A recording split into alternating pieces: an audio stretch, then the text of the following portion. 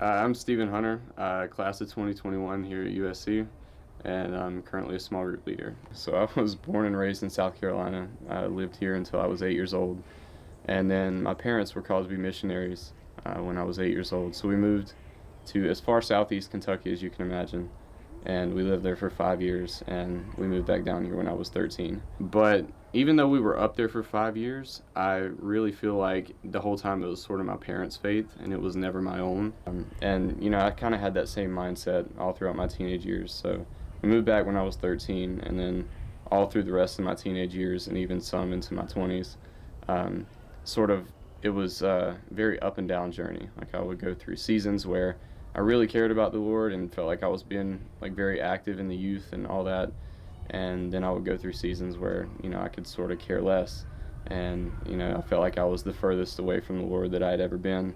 And, as a result of that, I got into a couple relationships that the Lord was not in the center of. And that caused me to drift even further away from Him and really damaged me spiritually. I had done a lot of things in my past that I sort of thought were irredeemable. And a lot of that carried a lot of guilt with it. And so in my mind, I'm like, it can't really be used again, that kind of thing. I think the main thing about Jesus that captured my attention was just his pursuit.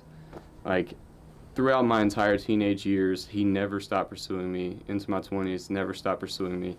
He was always there calling me back to him.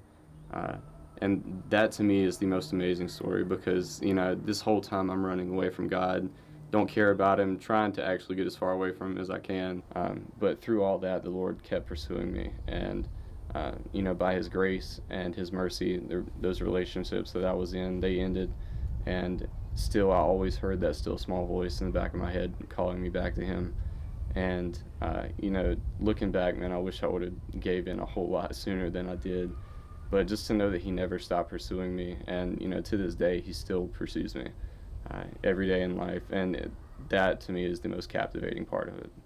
Leading a small group now this is my second year, and just, man, seeing the Lord just turn my life around has been awesome.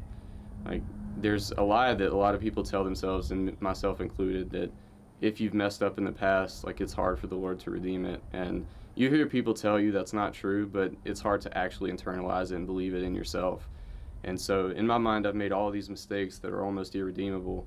And just to see, like, even in this past week, the Lord is using things in my past to reach other people, it's insane, and it's a heck of a journey.